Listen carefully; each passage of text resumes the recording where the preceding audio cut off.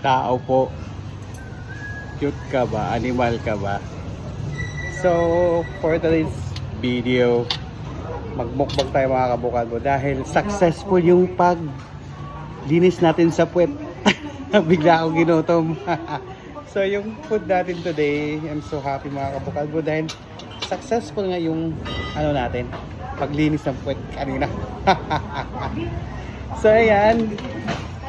2 rice. Oh, ito yung food ko dito mga kabukado. Pakita ko sa kinilaw. Kinilaw na ibis. Sa maliliit na isda. Ibis ang tawag. Tapos guso. And then Shanghai. Gulay para alam mo na. Tapos humba. Diba? Ang dami kong ulam.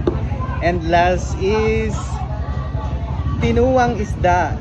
Tinulang isda. Kumbaga sa Bisaya kasi tinuwa ang tawag or tinula. Tinuwa. Same lang as tinulang isda. Ganon. So, let's eat. Kaya nagutom yung kumakabukado kasi naglinis ako ng puwet ng nanay ko kanina. Literal na naglinis as in. Ganun pala yun, no? Parang fulfillment sa isang anak na makapaglinis ng puwet ng nanay. Pastilan. Anyway, mag-pray muna ako mga kabukal. So, let's eat na. Ipakita ko na sa inyo ang ulam ko ha. Diba? Ganon kadami. Nagutom ako dahil nga yung nanay ko may pahiya pa kanina. Pahiya pa siya kanina na nilinis ko yung puwet niya eh. Bale, nagutom ako tuloy. Let's eat. First bite for you.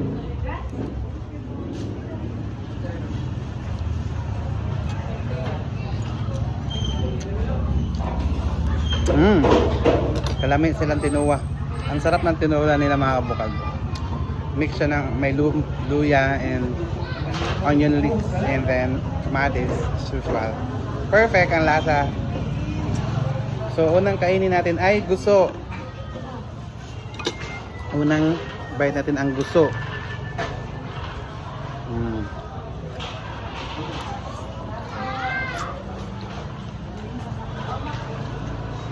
Dami ah. Ang ilang gusto, yung gusto nila may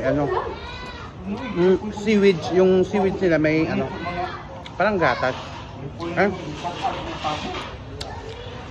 Hindi, may coco, may gata. Tagal. Sarap.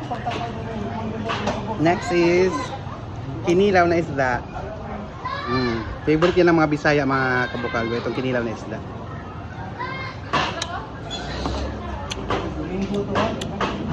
Perfect.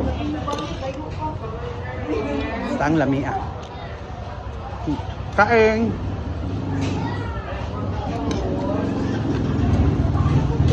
Bye mga kabukal ko.